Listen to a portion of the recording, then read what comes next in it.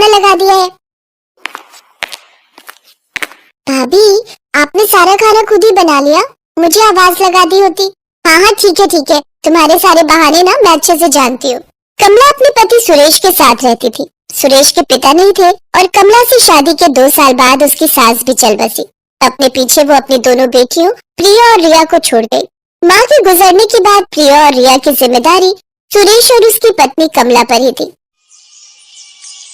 अरे वाह भाभी, आपने कुछ किया है क्या? मतलब? तो फिर आपके चेहरे पर इतना निखार कैसे है? कमाल की सुंदर लग रही हो आज तो आप। कौन, मैं? हाँ तो और कौन? मैं तो हमेशा से कहती हूँ कि इस पूरे मोहल्ले में आपसे सुंदर कोई नहीं। चाहे तो लिख के ले लो मुझसे। हट पगली कहेंगी। अच्छा चल खाना खा ले। शर्माते हुए कमला ने रिया से कहा। कहने को तो प्रिया और रिया सगी बहनें थी, लेकिन दोनों में जमीन आसमान का अंतर था। जहाँ प्रिया सच बोलने वाली और बहुत मेहनती लड़की थी, वहीं रिया एक नंबर की झूठी और फरेबी थी।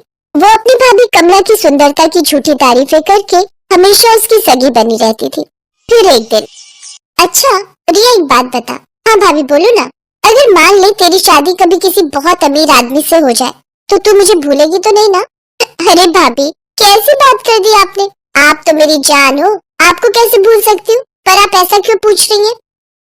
मेरी बात ध्यान से सुन। देख, मेरे मामा का बेटा है समीर। वो दिल्ली में रहता है, वहाँ किसी कंपनी में काम करता है और पूरे 80,000 रुपए महीने के कमाता है। उसकी शादी की बात चल रही है और तू तो देखने में भी सुंदर है। तो तू एक काम कर, मेरे साथ मेरे मायके चल। अगर समीर को तू पसंद आ गई ना तो तेरे वारे न्यारे हो जाएंगे।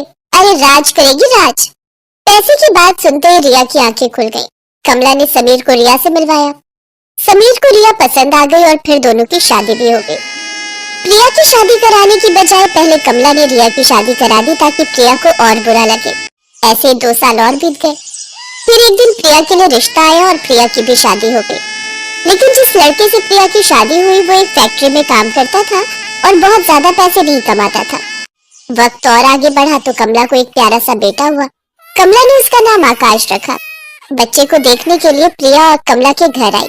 बहुत बहुत मुबारक हो भाभी। कैसी हो प्रिया, कैसा चल रहा है? बहुत अच्छा भाभी, सब ठीक है। कमला प्रिया से ज्यादा बात नहीं कर रही थी। फिर उसके जाने के बाद फटीचर कही। और ये रिया कहाँ रह गई? देखना जब रिया आएगी ना तो अपने आकाश के लिए क्या क्या लाएगी। प्रिया आकर चली गई लेकिन रिया बच्चे को देखने तक नहीं आई। इस बात का कमला को बहुत बुरा लगा, लेकिन अभी तो बस शुरुआत थी। फैक्ट्री में काम करते हुए एक दिन अचानक कमला के पति को करंट लग गया और उसकी वही मौत हो गई। भाई के दाह संस्कार में भी प्रिया आई मगर रिया नहीं आई।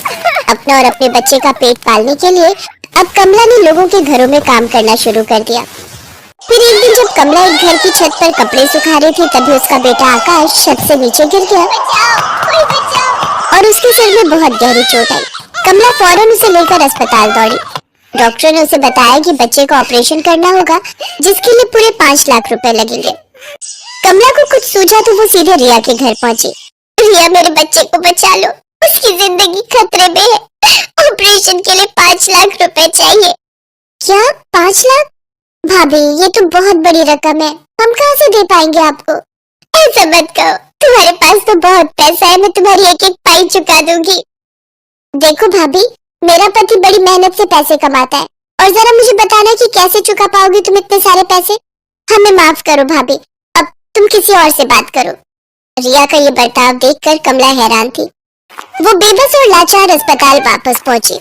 उसे कुछ समझ नहीं आ रहा था। तभी उसने देखा कि वहाँ कैश काउंटर पर प्रिया अपने पति के साथ खड़ी थी और फिर भाभी आप बिल्कुल चिंता मत करो, मैंने 5 लाख रुपए जमा करा दिए हैं। भाभी देखना भगवान सब ठीक करेंगे और आकाश फिर से ठीक हो जाएगा। पर इतने सारे पैसे? भाभी मैंने अपना मकान गिरवी रख दिया है, पर आप चिंता मत करो, हम दोनों पाई पाई जोड़कर सारा कर्जा चुका देंगे। और हाँ, अब से आप और आकाश हमारे साथ ही रहोगे। कमला ने फौरन प्रिया के पैर पकड़ लिए और प्रिया ने उसे उठाकर अपने गले से लगा लिया। कमला को आज समझ आ गया था कि असल रिश्ते पैसों से नहीं बल्कि दिल से जोड़े जाते हैं।